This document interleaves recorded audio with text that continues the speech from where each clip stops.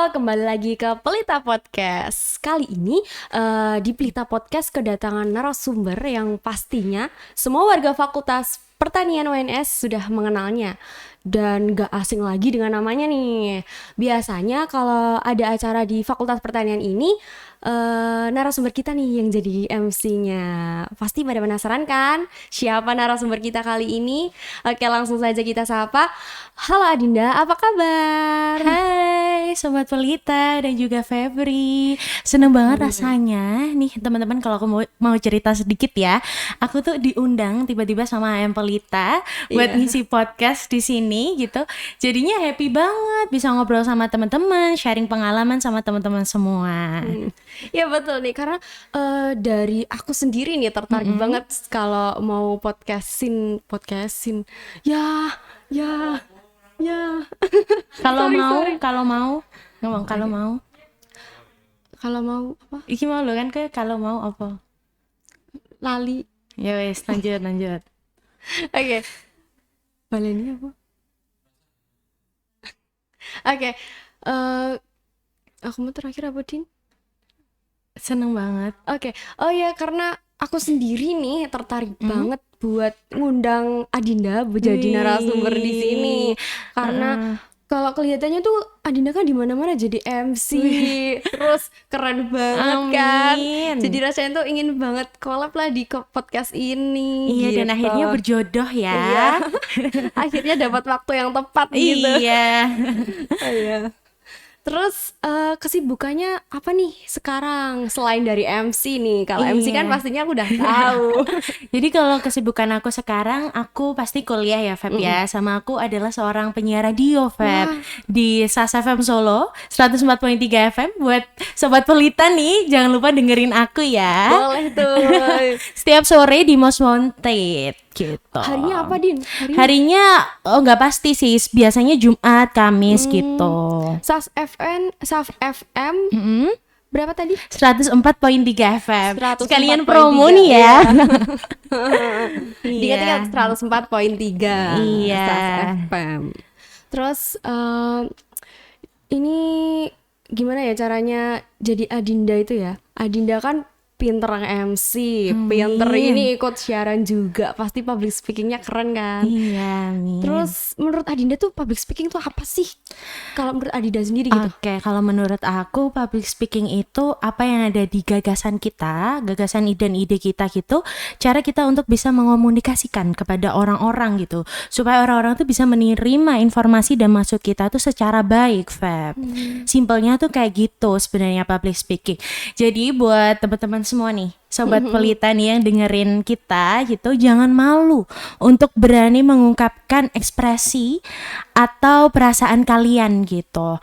Karena kita kalau udah percaya diri, pasti kita tuh berani untuk speak up dan ngobrol sama orang baru gitu-gitu sih Feb.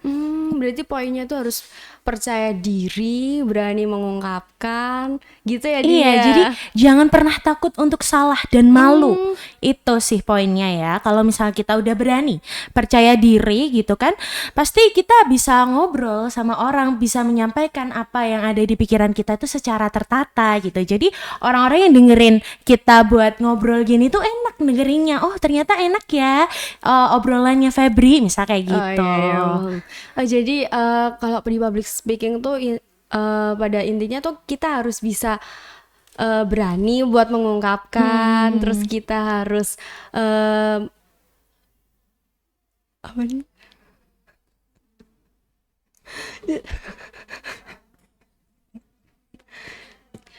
Jadi di public speaking ini sendiri, kalau menurut Adinda tuh kita lebih ke berani mengungkapkan sesuatu, terus jangan takut salah. Betul gitu kan banget. ya.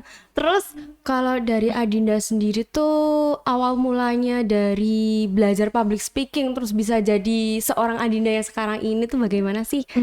Kalau ditanya itu tuh jadi waktu aku kecil Feb, aku itu selalu dididik sama mamah dan bapak aku itu supaya berani ngobrol sama orang lain. Itu sih, mungkin aku dulu tuh nggak ngerasa Feb, ternyata parenting itu yang aku sadari sekarang itu tuh berguna banget. Jadi misal aku waktu kecil, aku itu sering untuk dihadapkan sama orang banyak, berinteraksi sama orang banyak gitu. Kalau ditanya itu pasti harus selalu dijawab, selalu diberi afirmasi untuk menjawab pesan dari orang itu sih. Nah, dari situ aku tuh semakin suka buat ngobrol sama orang baru. Jadi aku nggak canggung buat ngobrol sama orang baru gitu.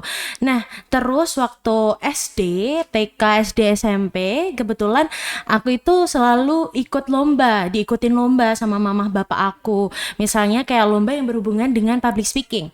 Kayak pidato, bercerita bahasa Inggris, terus geguritan tuh puisi Jawa. Oh iya. Gitu-gitu. Jadi aku selalu diikutin lomba yang kayak gitu. Nah, tanpa aku sadari dengan adanya lomba-lomba kayak gitu, itu ngebuat mental aku tuh jadi kuat. Jadi aku lebih percaya diri, Feb, buat ngomong dan ngobrol sama orang gitu. Oh berarti lingkungan yang terdekat kita dulu ya Iya, kalau betul gitu. banget. Dari kedua orang tua kita gitu untuk mengenalkan kita gitu. Jadi Iya. kita jadinya bisa percaya diri buat melakukan sesuatu gitu, apalagi Iya. didukung gitu ya, Iya, Din ya. betul banget. Terus eh, setelah setelah setelah dari proses tersebut sampai sekarang Adinda nih eh itu kan dari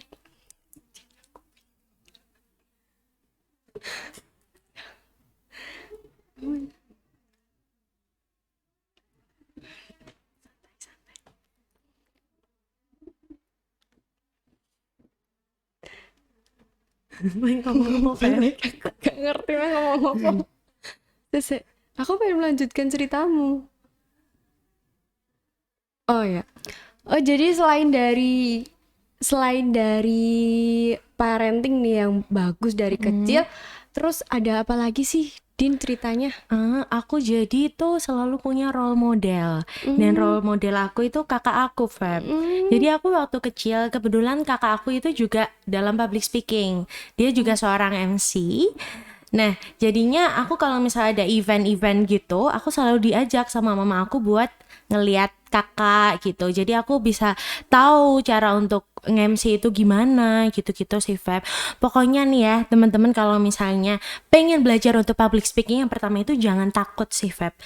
Jangan takut salah terutama. Jadi kita pede aja dulu. Yang penting kita tuh memulai diri kita sendiri gitu. Percaya pada diri kita sendiri dulu. Baru kita itu berani untuk mengungkapkan apa yang ada dalam diri kita gitu. Kalau udah seperti itu, pasti rasa percaya diri tuh lama-kelamaan akan muncul gitu.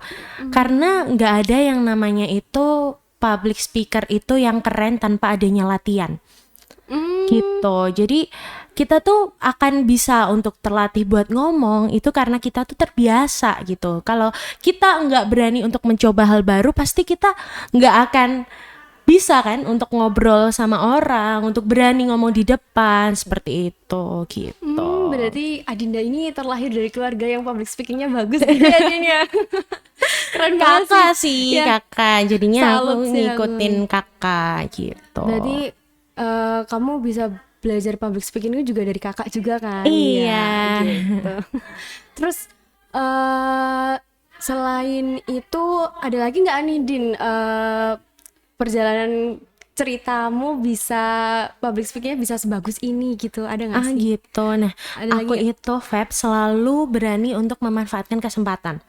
Jadi misal banyak nih ya teman-teman aku itu yang kalau misalnya disuruh jadi MC, MC ulang tahun temen, itu kan sebenarnya basic banget ya. Iya, Kita iya. lagi makan-makan terus Iya. tiba-tiba kita disuruh untuk jadi MC.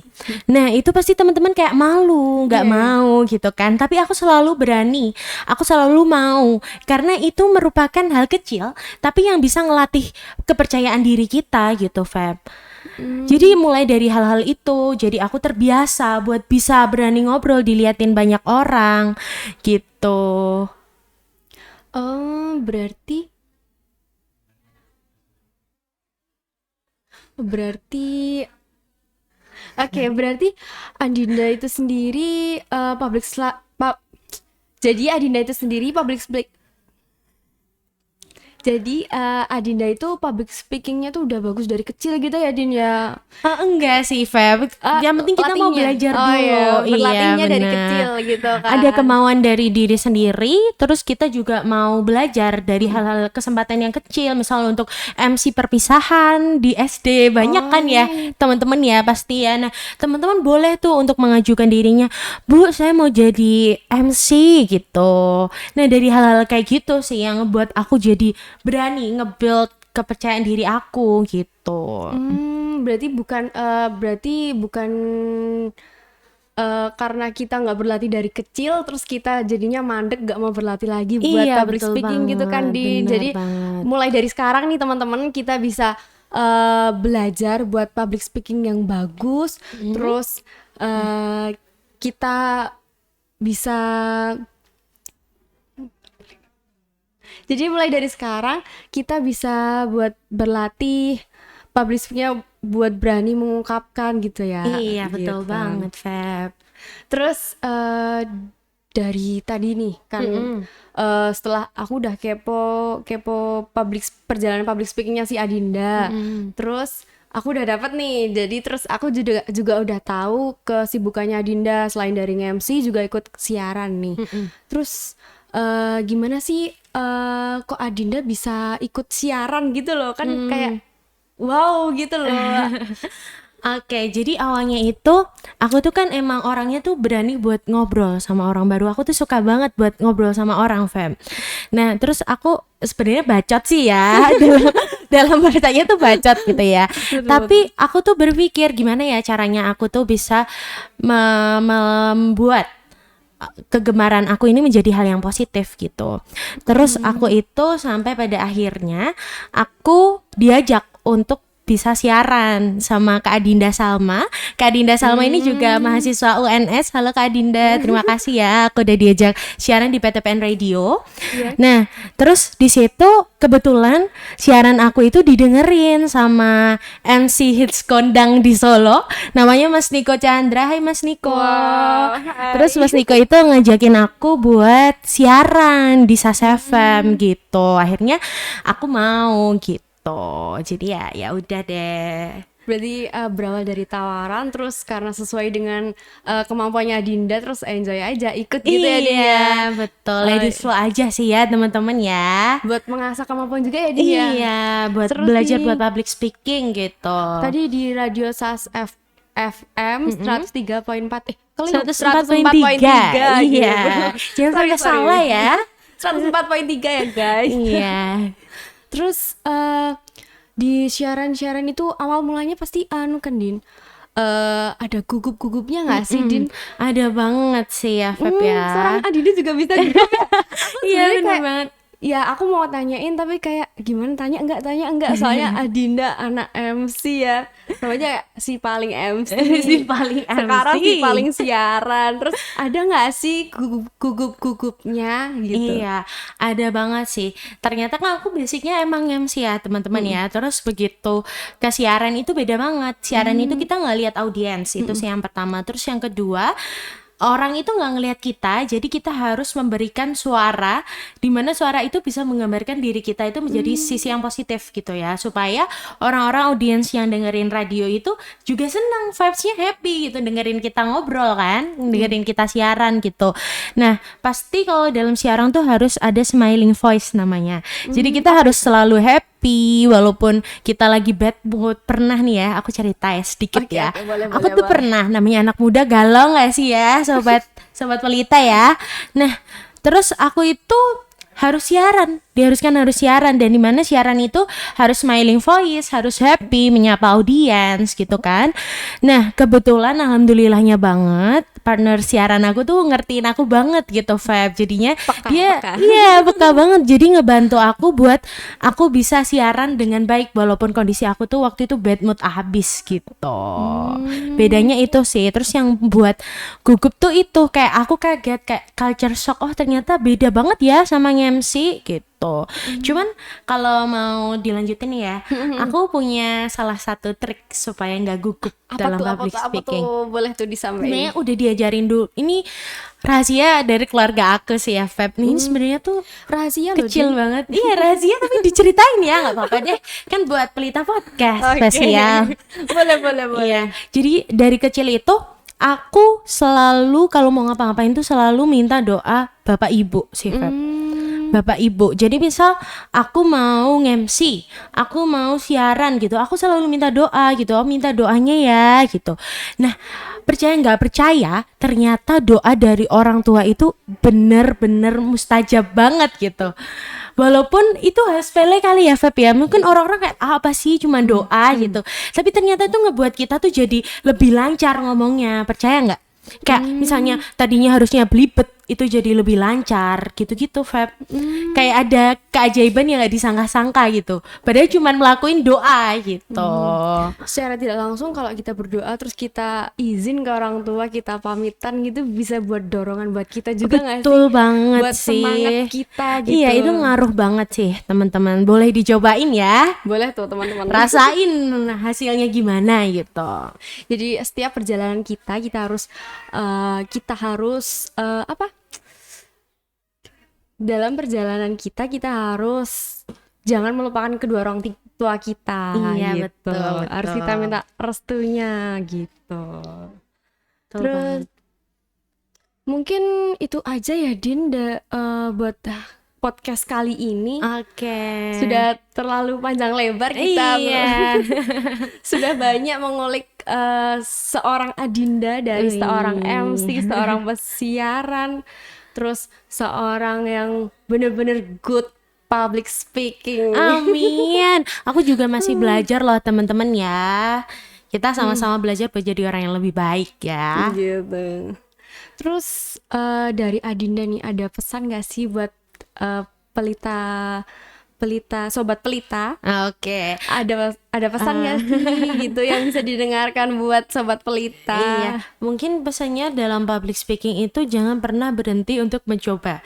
Itu sih, dan jangan pernah mencoba untuk berhenti. Itu sih poinnya itu, karena kalau kita itu takut dan gak mau buat mencoba untuk berani berbicara, itu tuh malah ngebuat kita tuh jadi seseorang yang dilihat gak punya sisi positif, gimana ya, gak punya persona branding yang baik gitu, Feb. Karena aku ngerasain sendiri ya, teman-teman ya, ternyata memiliki skill public speaking terutama di perkuliahan itu ngebantu banget buat kita ngobrol sama dosen, berani ngobrol sama orang-orang penting gitu tuh ngaruh banget. Jadi jangan pernah berhenti untuk mencoba gitu.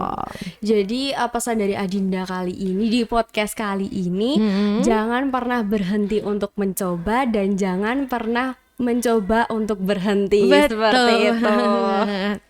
Oke, sekian dari Pelita Podcast kali ini. Terima kasih buat Adinda atas perhatiannya. Sampai jumpa. Dadah, sampai ketemu lagi ya.